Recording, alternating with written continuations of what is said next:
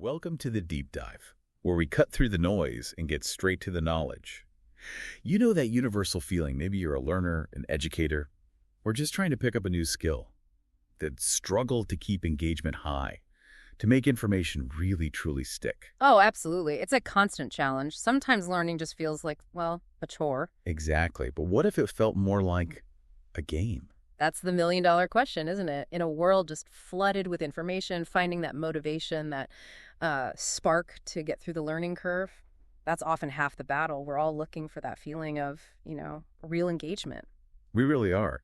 And that's precisely our mission for this deep dive. We've dug into a whole stack of your sources, everything from rigorous academic research to very practical, hands-on classroom guides. Right. And they're all focused on this really powerful idea, bringing the fun, the motivation, maybe even the thrill of games right into the learning process, specifically today for English language acquisition.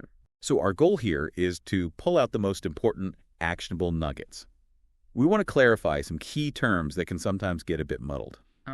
Like gamification versus game-based learning. Exactly. And give you practical insights you can actually use. So yeah, what you can expect is first we'll tackle that difference gamification and game-based learning. Related, but definitely distinct. Then we'll unpack the specific features that make them work so well. We'll look at the benefits, the stuff backed by research. And then jump straight into concrete ideas, tools you can use like tomorrow. Okay, so where do we start? The sources seem to point us first towards gamification. It's a term many people have probably heard. What's the core idea? Well, the Cambridge Dictionary gives a pretty neat definition. The practice of making activities more like games in order to make them more interesting or enjoyable. Okay, so the key word there is making activities more like games. Exactly. It's about adding game-like elements to something that isn't, inherently a game. Right, so you're not building a whole new game. You're taking, say, a standard English exercise, maybe an assessment, and layering these game mechanics on top, like putting a fun new skin on it. That's a great way to put it. You're enhancing an existing activity using design principles from games specifically to boost that engagement and motivation. Okay, makes sense. So if we're talking about making gamification work, what are the essential building blocks? What do the sources highlight as like the crucial elements? The sources lay out a pretty clear toolkit. First up, and maybe the most obvious, is goals. Right. Got to know what you're aiming for. Absolutely. Every good game has a clear mission, an objective. Learners need that clarity, otherwise motivation just disappears. And once you have those goals, how do you keep people motivated? How do you acknowledge their progress? That's where things like badges for achievements come in. Hitting milestones, earning a badge, whether it's digital or even physical, gives that immediate, tangible recognition. It's a real motivator. I could see that, like collecting things. Yeah. And what about showing that progress visually? Yeah, visual cues are super effective. Think progress bars and leaderboards. A progress bar clearly shows, how much you've done, how much is left. And leaderboards. Can they be tricky? They can be, yeah. You need to use them thoughtfully. But they can highlight top performers, foster a bit of healthy competition, maybe weekly, maybe monthly. It gives recognition. Okay, so beyond just tracking, the sources also mention things like rules.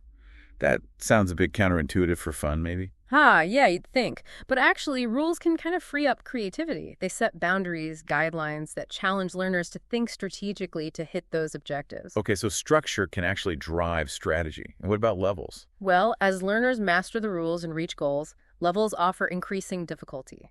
Keeps the challenge fresh, stops boredom setting in, and pushes continuous skill development. And the big one, rewards, points, and second chances.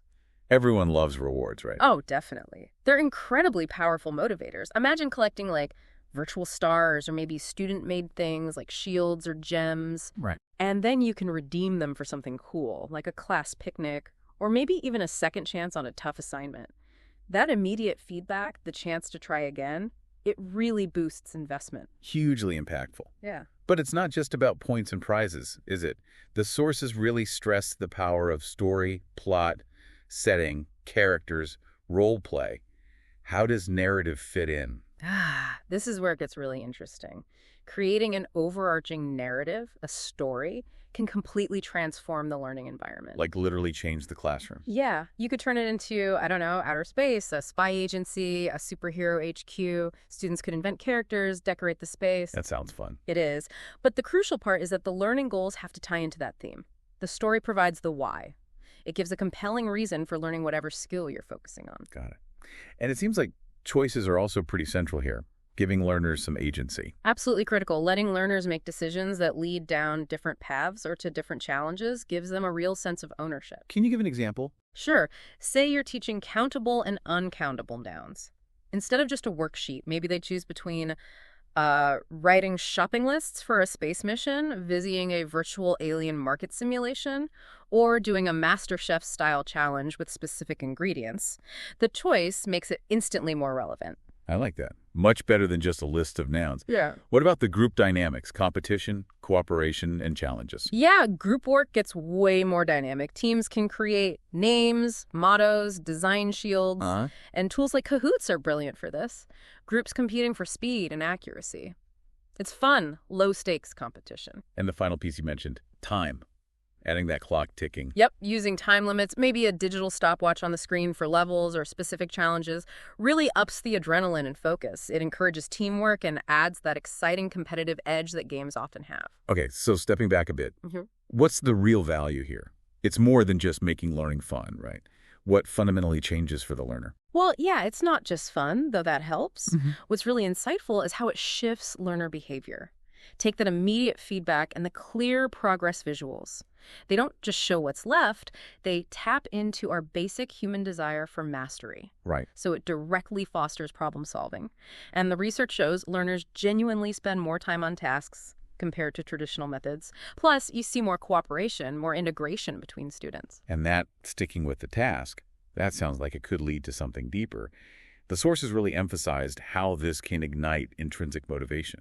That drive from within, that's the ultimate goal, isn't it? How does gamification pull that off? It's about making the learning goals feel personally relevant and meaningful, combined with that consistent positive reinforcement for effort and progress. It taps into natural curiosity, the desire to feel competent. It shifts the mindset from, I have to do this, towards, I want to achieve this. Okay, that's a really powerful shift. And it leads us perfectly into the next big topic, the difference between gamification and game-based learning, or GBL. What's the core distinction? Right, this is key. While gamification, as we said, adds game elements to existing activities, game-based learning is about replicating the full immersive experience of playing a video game. So it's not just adding points and badges. No, it's a complete, coherent game world, often with a story, a narrative driving it, that's specifically designed for learning. Okay, so we're talking actual video games, essentially. What kind of examples help illustrate what GBL really is? Exactly. You might think of mainstream games like Minecraft, The Sims, maybe even Fortnite in some contexts. But specifically for learning, we see adventure games, role-playing games, RPGs, sandbox games where you build things, detailed simulations. MMORPGs. Yeah, massively multiplayer online role-playing games, puzzle games, virtual worlds, all purpose-built with educational goals in mind. The sources really highlight how valuable these immersive games are for language learning. I can immediately see the potential. First off, just pure engagement, a much deeper level of involvement. For sure, and that deep engagement often leads to what the psychologist Mihaly Csikszentmihalyi called flow. Ah, the flow state.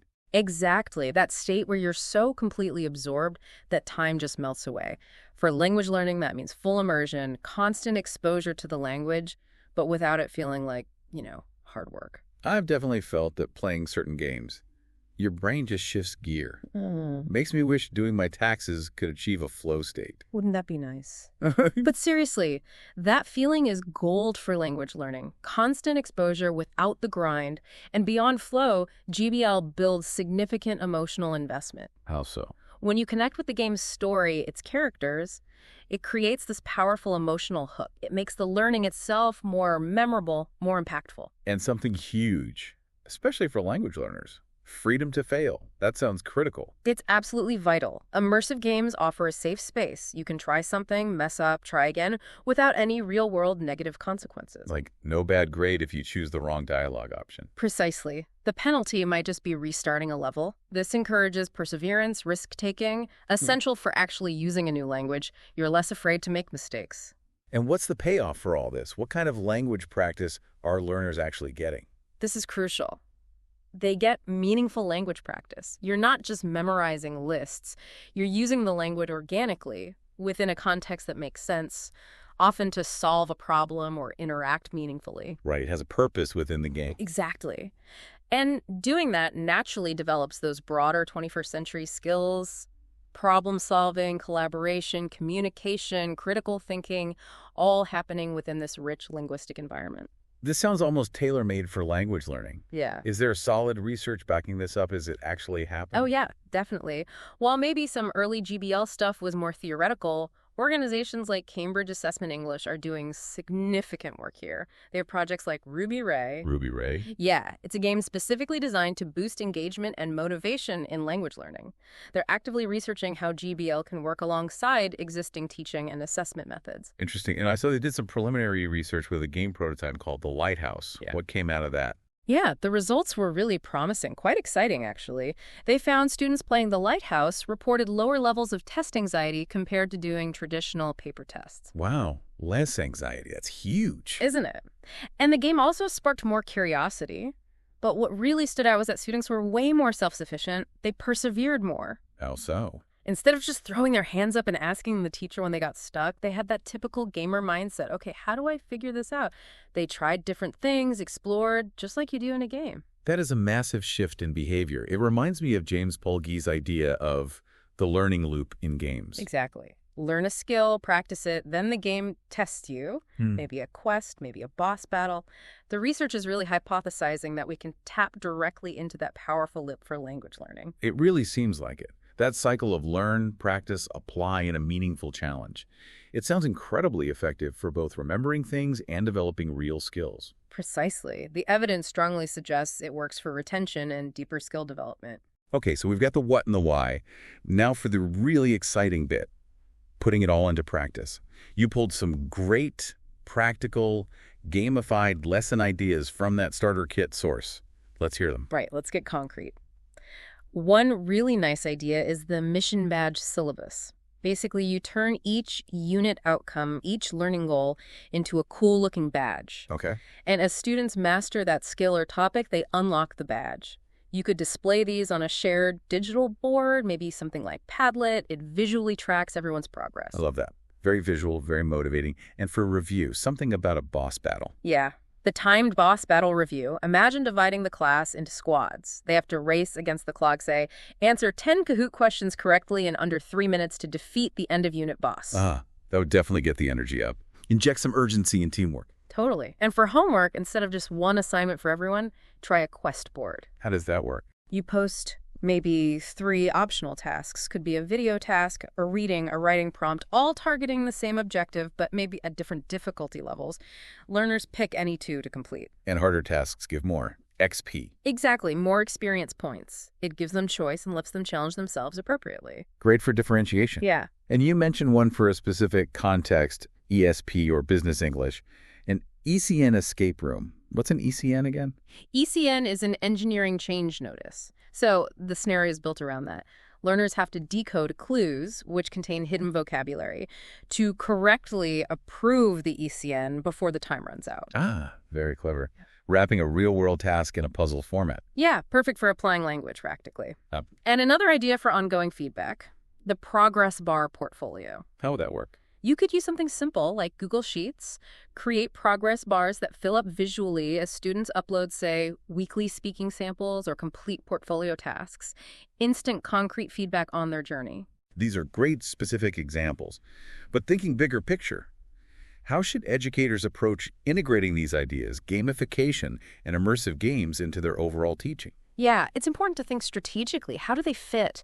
Are you using them to enrich learning, reinforce a concept, support students who need it? Where can they genuinely enhance the curriculum, not just be a gimmick tacked on? So don't just throw a game in there for the sake of it. Right. Think about the purpose. And practically, games are super versatile. Use them as a warm-up, a discussion starter for group work, individual practice, a big project, homework. Even for differentiation. Absolutely. Letting students work at their own pace or tackle different levels within a game, but a word of caution with digital tools. The practicalities. Always. Check your school's e-safety policy. Understand the terms and conditions of any platform you use.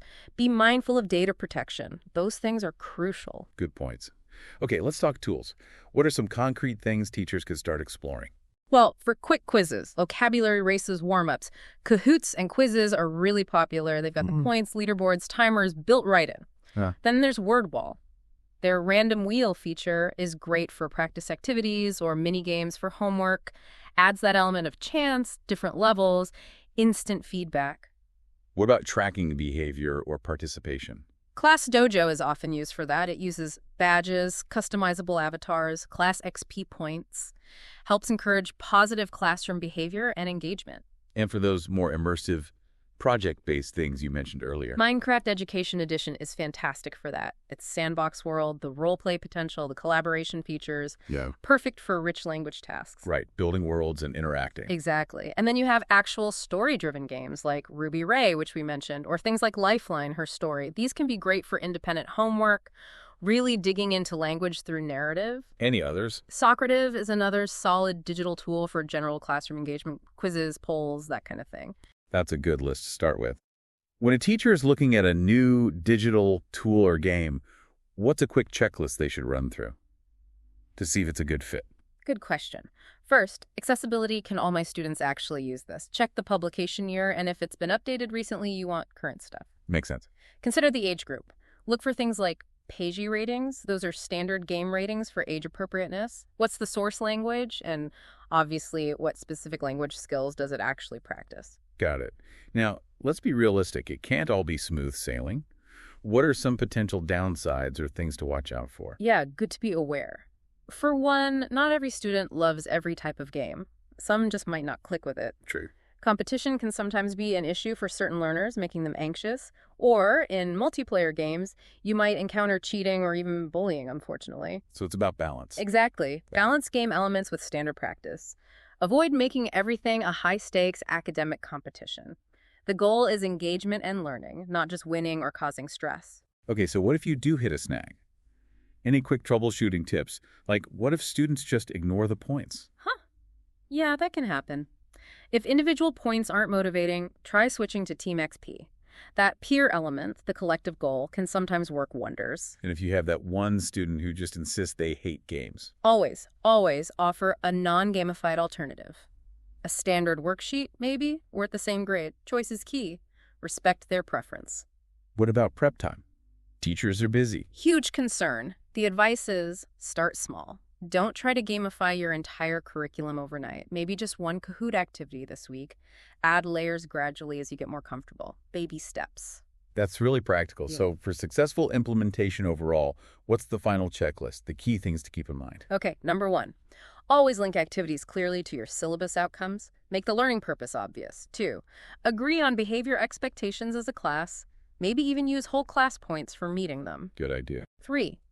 Consciously balance competition and cooperation. Mix it up. 4. Highlight progress publicly. The badges, the leaderboards, used well. Keep motivation visible. And 5, maybe most important, reflect with learners. Ask them what felt motivating, what felt maybe too gamey. Their feedback is gold. Okay, to really make this concrete, could you walk us through a sample week? Let's say for an adult B1 class. How might this look in practice? Sure, let's try that. Monday, start with a Kahoot pre-quiz on last week's vocabulary. Quick, competitive, get some focused. Okay. Tuesday, maybe a role-play task in Minecraft Education. Let's say client visit simulation, practicing polite requests, incorporate story, maybe a timer for added pressure. Immersive practice, nice. Wednesday, homework could be playing an episode of Ruby Ray. It's choice-based, good for listening, reading fluency, done independently. Right, using a dedicated GBL tool. Thursday, use the word wall random wheel for some quick retrieval practice, maybe phrasal verbs from the unit. Turns review into a fast, fun mini game. Keeps it fresh. And Friday, have a little badge ceremony. Award the badges unlocked that week. Follow up with a quick reflection, maybe a simple digital form asking what worked, what didn't. Celebrate the successes.